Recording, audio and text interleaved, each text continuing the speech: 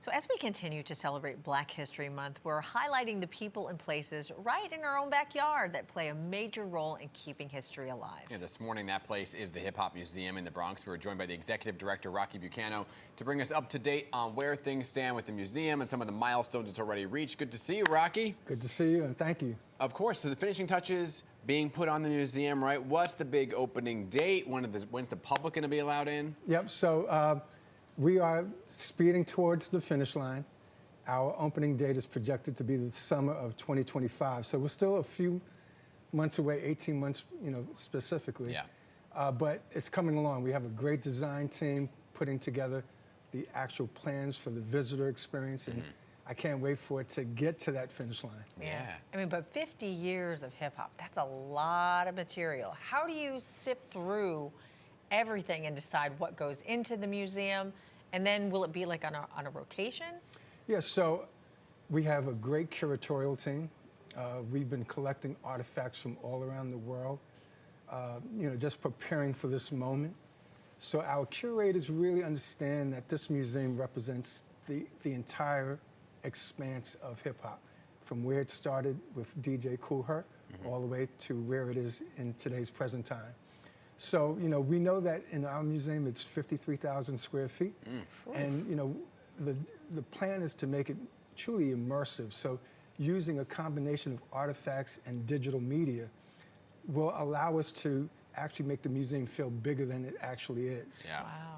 Right, so, when we curate the history of hip hop, we know that, as we represent history, we have to show the essence of the story, how it started, who started, the pioneers, the practitioners, but we also have to show the impact that hip hop has had on a global scale. Yeah. So it's a very interesting design process that our curators are going through with our design team.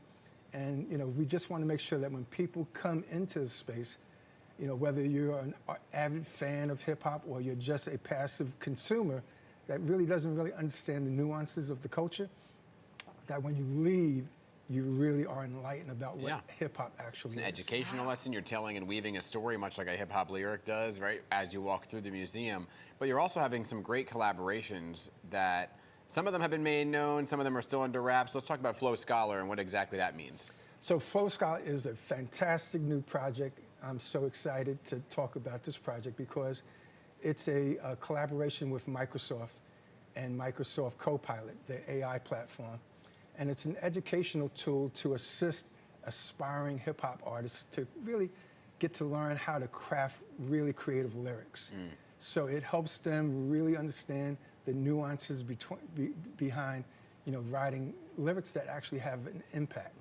So they can use the Flow Scholar just basically to learn how to get beyond the blank page. The blank page is really the hardest thing in any type of writing, right?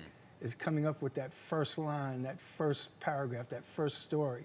So Flow Scholar really is a great tool to help these new hip-hop artists understand the writing process. So Ice-T was one of our first test bunnies. Yeah. He came in, we brought a bunch of kids from the Dream Charter School up in the Bronx down to the Microsoft garage, and we let them play around with it. And I love that. And Ice-T was watching the process, and he was like, wow, this is really cool, so. Probably like, I wish I had this when I was coming up in the business. Do you have a lot of veterans in the industry that are that are not only taking part in, curating this museum, but are going to be consistently involved in some of the exhibits? Yeah, so, we have a great support group, from the East Coast and West Coast. Yo-Yo, who's, from the West Coast. She's one of our ambassadors. LL Cool J and Nas, Grandmaster Caz and Melly Mel, and Curtis Blow, who's been there from the very beginning. So we have a range of folks from that started when hip-hop was just being born to some of the newer artists that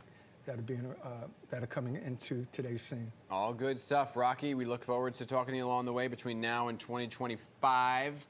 And we can't wait to come see it when it's all done and finished. Thank you very much. Great to have you here this morning. Thank you. Appreciate you.